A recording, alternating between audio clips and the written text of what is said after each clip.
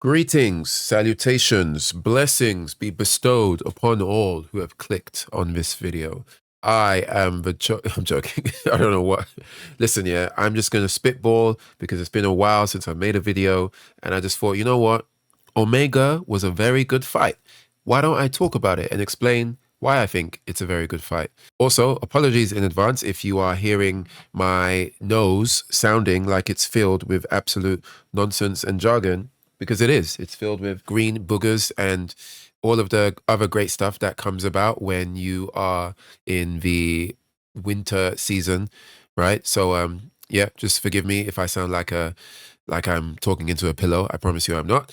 And also, my second apology, please forgive me for this gameplay that you are seeing. I know I am wielding a bow and I happen to be shooting Omega in the back legs, which are not the optimal hit zones. Sometimes when I'm streaming, I'm just chit-chatting to the chat and not really paying attention fully to where my arrows are landing. So please forgive me. Speaking of streaming, if you like what I'm about to say, which you don't know because I haven't said it yet. So if you like what I have said, assuming you've stuck around to the end of the video, you're more than welcome to give me a like so that you know when I'm next live, because we have conversations like this on stream all the time. Actually, we end up talking about all kinds of stuff, like not just video games, life stuff, things happening in the world, relationships, life. I said life already, but I'll say it again because life is that important. But yeah, if you're into variety type conversations, then yeah, feel free to give me a follow, and I hope to see you over there. But enough about that. Let's talk about Omega. Why is Omega such a spicy meatball? Why is it such a fantastic fight? Why would I even go as far as to say that Omega is one of my favorite fights in gaming, like period?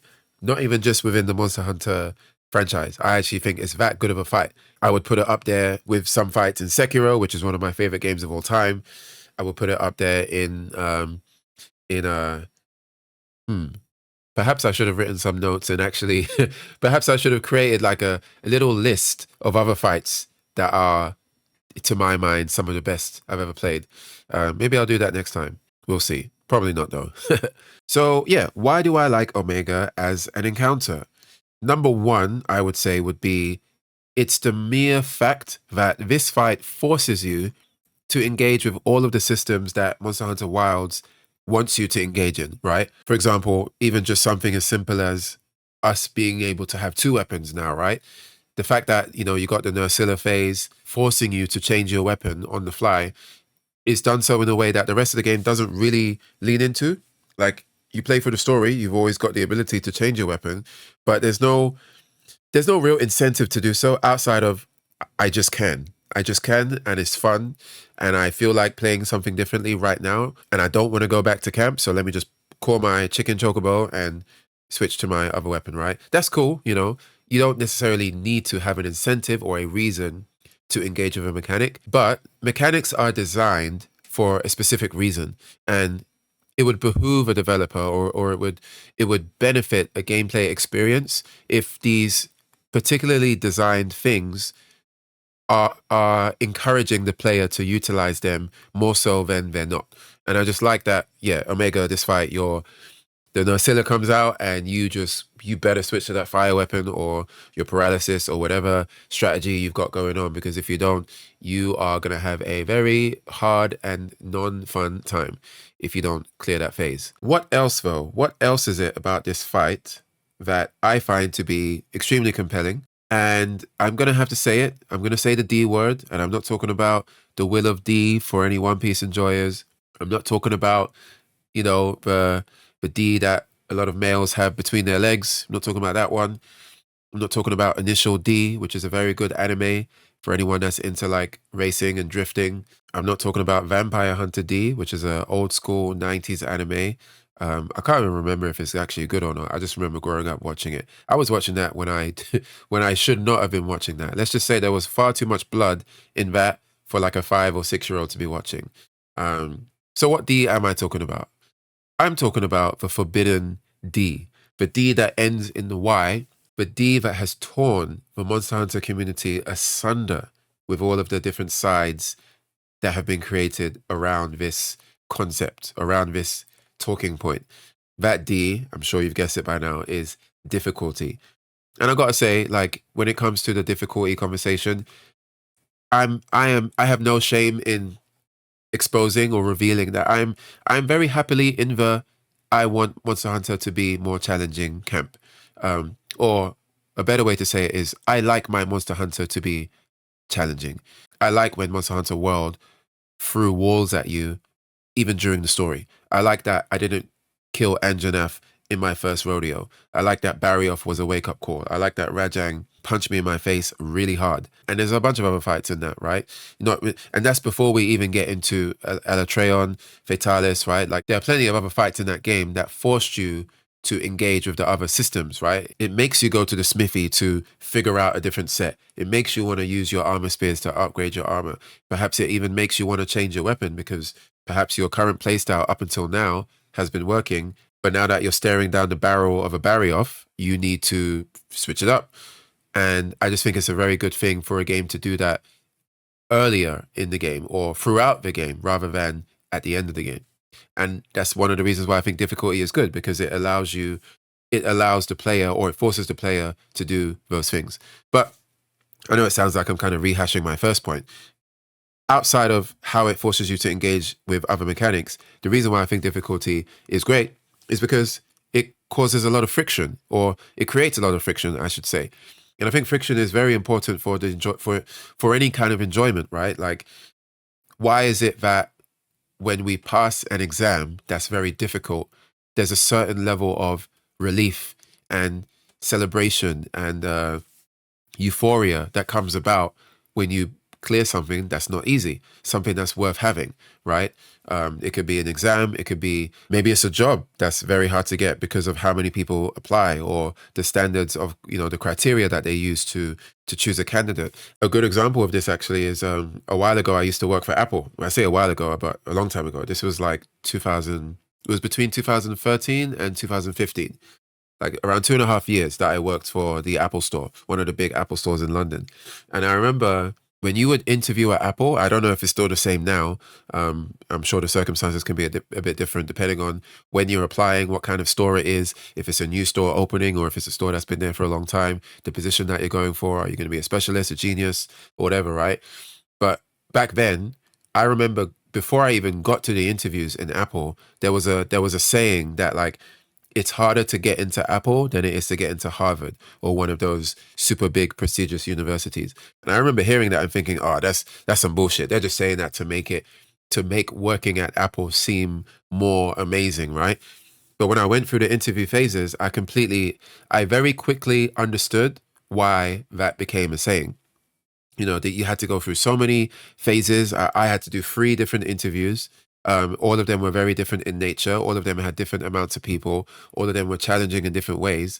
And ultimately, eventually, I ended up getting the job. And even before you start working there, you just feel like if Apple only had 1 interview phase and I got the job, that's one thing. But them having 3 interview phases, and mind you, whichever interview phase you fail, it doesn't matter. It doesn't matter if you did a great job in the first phase and then absolutely botched the second one, or you did a great job in the first 2 and then you botched the third one. The one that you fail, that's you, right? That's your destiny. That's your outcome. You fail the third one. Who cares if your first 2 were great? You got to start again now. Now you got to apply 6 months from now, or try another store. Literally try again, kid. Right? Like it doesn't matter how well you did, and because of that, getting the job, you feel, you got like you feel good about yourself. You feel like you're that guy, or you're that girl, you're that person. And I think that challenging gameplay is similar.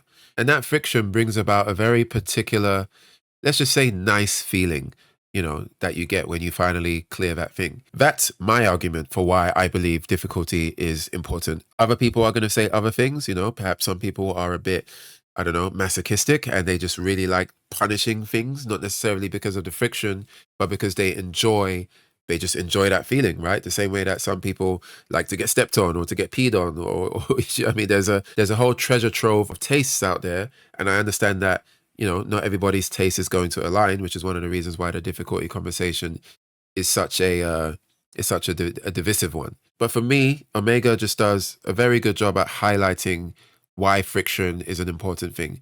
Another part of the Omega fight that I think is very, very good is just the mechanics of how the fight plays out. And in terms of like what you need to look out for and how you need to avoid it and what can happen if you don't avoid it, such as the mustard bomb, right? That's mustard bomb is an easy example. Thing goes on your head, you got to move it out of the way because you don't want the fire to be present in a part of the stage or part of the environment that's now making it difficult for the party to do what they need to do, right? That's one example. But also the other multiple AoE bombs, the name escapes me right now, but I like that. I like how frantic it can get because of how many he can launch, right? Like 5 to 6. And also you don't want to just run away willy-nilly. You kind of have to be aware of your surroundings because you could accidentally run towards one of the people in your party and then make them have a harder time because of the doubling up of the AoE, red AoE on the ground. There's that. There's a big Kamehameha laser that he shoots, and how sometimes during that laser firing you can get a focus strike on the head, and then that reminds you of the shield that drops and how you can get the shield from breaking the head, or you can get the shield from the robot spiders that come, or you can get the shield from carving the broken headpiece. Like, there's just so many ways, there's so many minor to major aspects of the fight that all come together and play into this very interesting dance, I would say. And I think that's quite an important word to use because it beautifully describes what you're actually doing. Maybe it depends on the weapon you're playing as well. I defeated Omega the first time with a bow, and perhaps the bow is more dancey than a weapon like the greatsword, right? Or like the heavy bowgun. But the way that all of these tiny aspects of the fight come together to make a much larger picture, I think was just really, really cleverly designed. And again, not to go back to the first point that I made, which was the forcing you to engage with the mechanics. I like how the focus system, the fight doesn't only make you use the focus system, but it changes the reason why you want to use the focus system. Like, it gives you a reason beyond just doing more damage, right? Like, knocking Omega out of his crazy annoying cancer mode is like paramount, right? You want to do that as fast as you can because the fight becomes harder the longer that he's in that mode. And the focus striking, doing the legs 3 times, knocking him out of that, it's both a damage boon and also a boon in terms of it makes the fight easier the sooner you can get him out of this situation. So when all of these aspects come together, it just creates a very layered fight that's quite memorable and also kind of addictive, not to mention the addictive music that's in the fight. Although, to be fair, like, it took me so long to beat Omega the first time that I had to mute the music. Not because the music became... Well, actually, yeah, to be honest, the music did become a bit annoying. I just had to, like, mute the music, replace it with some fucking Final Fantasy Rebirth music, just to get my blood boiling in a different way, because it took me that long to beat him the first time around. I think it took me, like, the fight came out, I spent, like, I think the weekend on it, and then didn't beat it that weekend, went to work on Monday, came home from work, played it all night that evening, didn't beat it. I think it wasn't until the Tuesday that I came home from work that I finally beat it with Support Hunters. And so yeah, that was like 4 days. It took me 4 days to beat. I'm not listening to that. I am not listening to that song for 4 days in a row. Sorry, nope. Soken, you're great, but you're not so great that I'm gonna listen to that track for 4 days in a row. Absolutely not.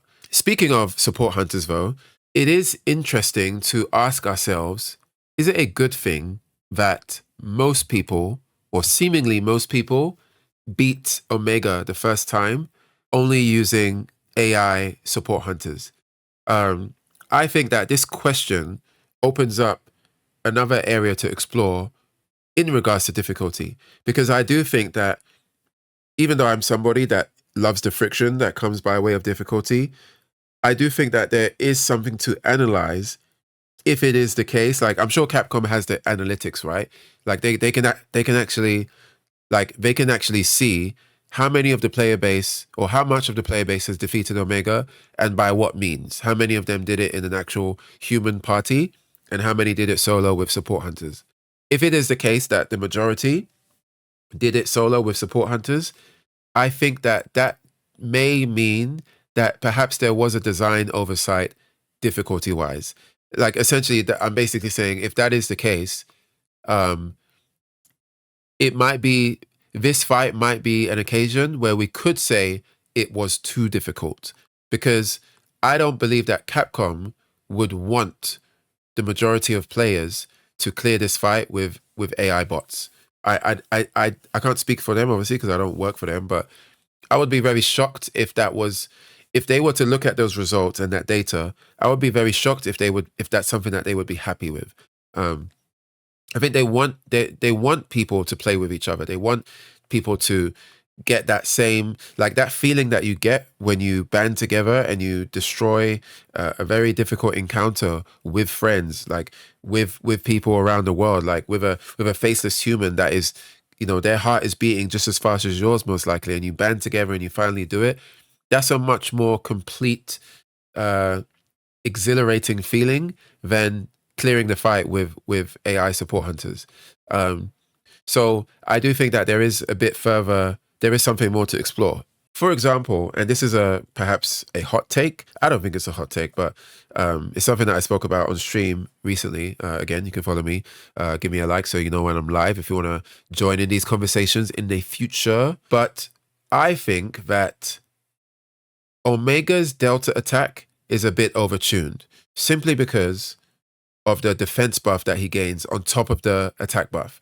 So my take is that I think if you're gonna have like a rage mechanic, like a DPS check, and you want to create a consequence for failing the DPS check, I think that Omega's consequence should just be he gets the attack buff and that's it. Like if you fail the DPS check, the rest of the fight is going to be even harder because if you were not getting one shot before, you're getting one shot now. But at least if you're getting one shot now, it just forces you to be even more evasive, even more careful with how you're playing because you could still win the fight. But him getting an attack and defense buff, I think the defense buff is way too overkill because you're just probably not going to clear the fight at that point. And at that point, you may as well just reset. If you fail the DPS check, you don't clear Nacella, and then Kamehameha wave comes at you. I don't think that it's good that at that point you may as well just go into your menu and abort mission. Like let's say he does Delta attack, and maybe before he did the attack, for some reason, two of your other party members are at camp changing the weapon or something like that. So then only one or two members get hit by the Delta attack. So now you've got one or two cards left. I think at that stage, if you only got carted during Delta attack and you still have one or two cards left, to me, the game is telling you that you can still win this fight.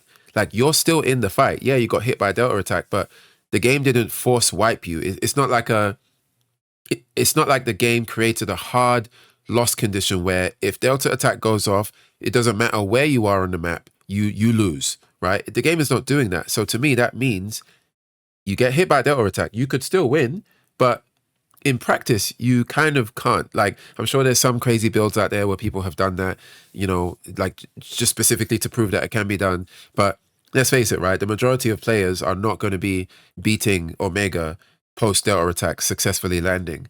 So that is one area that I think that could have been adjusted. And I think that, again, in a world where Capcom is looking at the data and seeing that the majority of people did not clear Omega the first time with actual humans, my guess is that a big chunk of the reason for that is because of post-Delta attack landing being so punishing. I actually think those numbers would lean towards a bit more human Omega clears if that wasn't the case. There was someone in my shorts that commented that like Omega Delta attack is supposed to, like, if you get hit by Delta attack, you're supposed to start again. And I'm like, well, no. If you're supposed to start again, the game should just implement an immediate fail state. You get hit by Delta attack, doesn't matter where you are, you lose. Quest over. Like there could even be a unique animation where like if Delta attack happens and you are at camp, you could still see like your screen could just go white and it's like okay, shit, I guess the aura attack is so powerful that it even reaches me over here, which even lore wise, that makes sense because Omega is like such a powerful being, like literally traveling to other planets to fight the biggest and the strongest, right? So it wouldn't even not work like storyline wise or lore wise. So I think if it really was the case that this part of the fight is supposed to fail you, then make it fail you. Like make hard code it to make it fail you.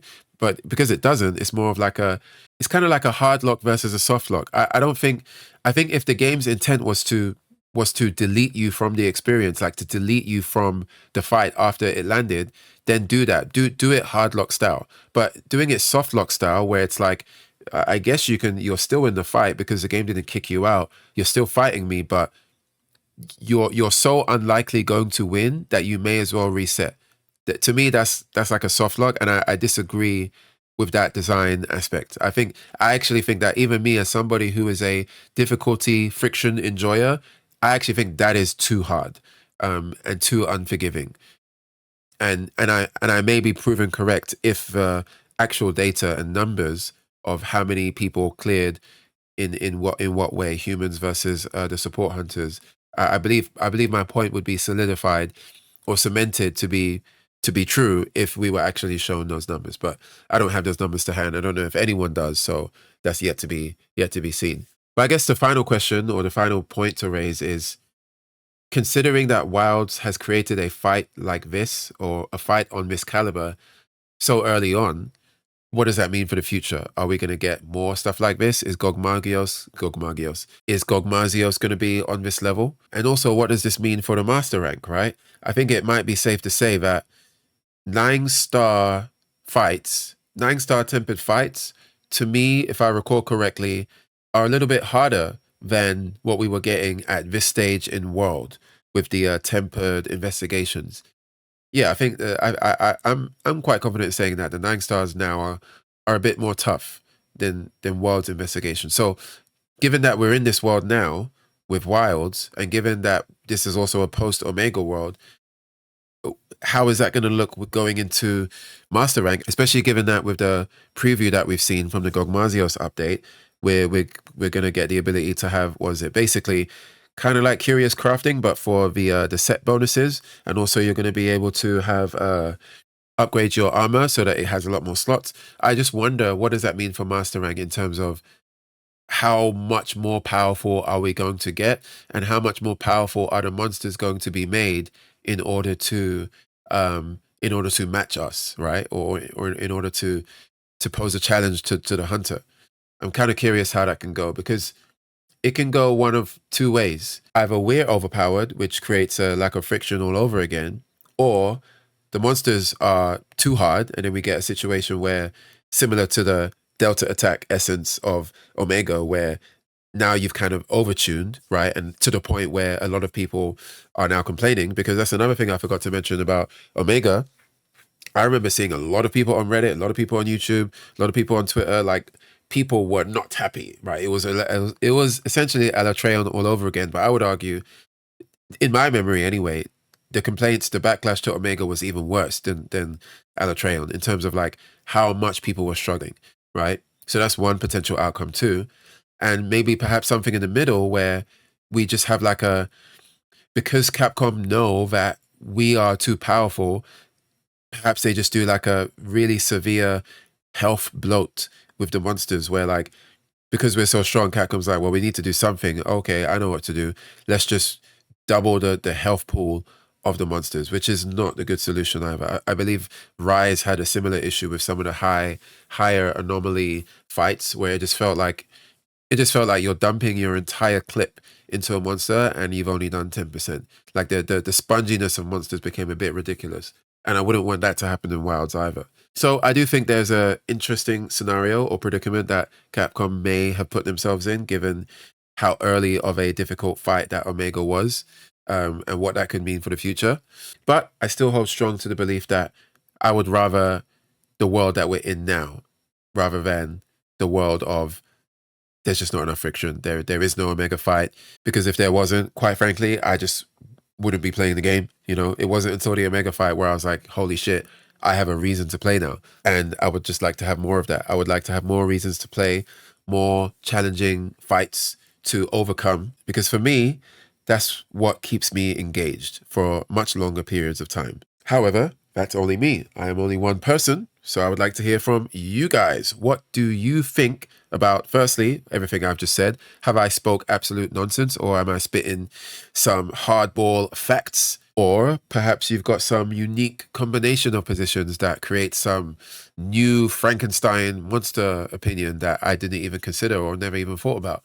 Whatever it is, please sound off in the comments. I would love to read it.